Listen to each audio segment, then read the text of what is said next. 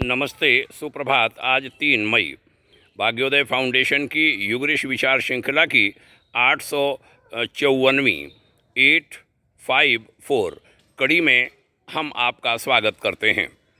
मन की प्रचंड शक्ति। अपनी इस पुस्तक के पृष्ठ 19 पर पूज्यवर आचार्य श्री राम शर्मा जी ने स्वस्थ मन का निर्माण शीर्षक से लिखा था। महात्मा गांधी की याद आते ही सहसा उनके शरीर की तस्वीर आंखों में घूमने लगती है।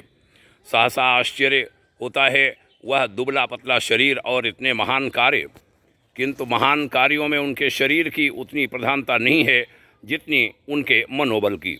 उनका मन स्वस्थ था और शोधा हुआ था। मन के ठीक ठाक निर्माण कर लेने पर दुबले पतले व्यक्ति भी महान कार्य संपन्न कर डालते हैं। इसी तरह यदि हम शरीर से कितने ही हष्टपुष्ट क्यों न हों, परंतु यदि हमने स्वस्थ मन का निर्माण नहीं किया है तो हम स्वयं अपने लिए एवं समाज के लिए विशेष हित कर नहीं हो सकते। हमारे जीवन का महत्व संसार में कुछ नहीं होगा। मनुष्य के मन का स्वस्थ होना और उसका शोधा हुआ होना परमावश्यक है। साथ ही साथ शरीर भी स्वस्थ हो, सुपुष्ट हो तो वह जीवन में एक वरदान ही है। मन का स्वस्थ होना ही ज़्यादा महत्वपूर्ण है, क्योंकि यदि मन स्वस्थ होगा तो दुबला पतला शरीर भी बहुत कुछ कर सकेगा। महात्मा गांधी में सक्रियता और फुर्तीलापन उनके स्वस्थ मन के कारण ही था। जब किसी भी कार्य या संकल्प पूर्ति में जुट जाते थे तो उन्हें आगे पीछे की चिंता नहीं रह जाती थी। वर्तमान क्षण और संकल्प या कार्य ही उनके समक्ष होता था। उनके इस अविचल शांत गंभीर मना स्थिति के कारण ही महान कार्य संपन्न होते रहे।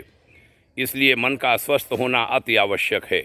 तभी हम परिवार, समाज, राज्य, देश और विश्व की सहायता कर सकते हैं। बंधुओं, बड़ा सुंदर मन की शक्ति के बारे में यह ऋषि वचन। आइए इसे सुने, गुने, आचरित करें। मित्रों, आज श्री हरिओम भगत का बलिदान दिवस है। स्वाधीनता सेनानी भगत जी आज के ही दिन 1944 में राष्ट्र की बलिवेदी पर शहीद हो गए थे। हम सबकी भावपूर्ण श्रद्धांजलि श्रद्धेय भगत जी को। आपने सुना, इसके लिए आभार। यह विचार अन्य लोगों में भी फैलते रहें, इसकी आज बड़ी आवश्यकता है। आपके कल्याण की शुभकामना। ओम शांति।